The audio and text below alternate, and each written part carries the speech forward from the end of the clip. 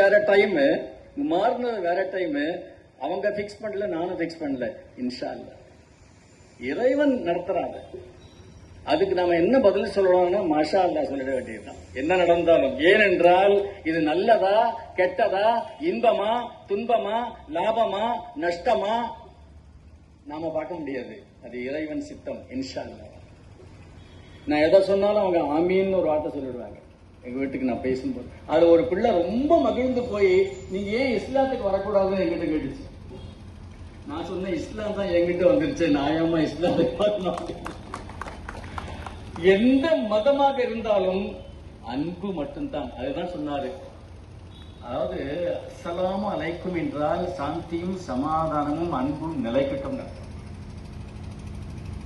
இஸ்லாத்துல சொல்லாத கருத்துக்களே கிடையாது. எல்லா மதங்களும் ஒன்றுதான் சொல்கின்றது. அது சமுதாய இணக்கம் தான். அதைத்தான் இவங்க ஃபாலோ பண்றாங்க. இதுல அடிச்சு கொடுத்திருக்காங்க. எல்லாத்தையும் பார்க்கும் பொழுது அவ்வளவு பெருமையாவும் சந்தோஷமாக இருந்தது. எங்க ஒரு ஒரு ஒரு நிகழ்ச்சி நடத்துவது என்பது அவ்வளவு சுலபம் இல்லைங்க. எவ்வளவு கஷ்டம் தெரியுமா? எத்தனை நாளாக இவங்க உழைச்சாங்கன்னு எனக்கு தெரியல. நான் எதையுமே குறையா சொல்லல. ஆனால் நாங்களும் ஒரு ஃபேமிலியில இருக்கோம். எங்களுக்கும் ஒரு அன்னைக்கு ப்ரோக்ராம் இருக்கு. அது இடிக்குது, அவ்வளவுதான், வேற ஒண்ணும் இல்லை. அதுக்காக நான் அதை சொல்லி காமிச்சேன் தவிர ரொம்ப சிரமப்பட்டு அது செய்யறாங்க. இவ்வளவு பேரும் எவ்வளவோ வேலைகளை விட்டுட்டு இங்க வந்திருக்கீங்க.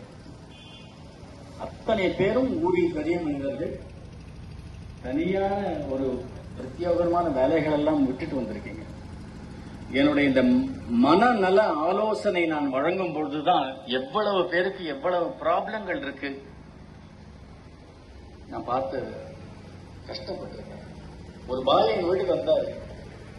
வந்துட்டு டைட்ட பார்த்துட்டே இருந்தாரு. நான் சொன்னேன், என்ன பாய் வேலை வச்சுட்டு வந்திருக்கீங்களா? உங்களுக்காக தானே நான் டைம் ஸ்பெண்ட் பண்றேன், நீங்க டைட்ட பாக்குறீங்க அப்படின்னு. அவர் சொன்னாரு, இல்ல நான் வந்து 1 மணி நேரம் ஆச்சு. நான் சென்னையில ஒரு கவுன்சிலரை பார்க்க போயிருந்தேன்.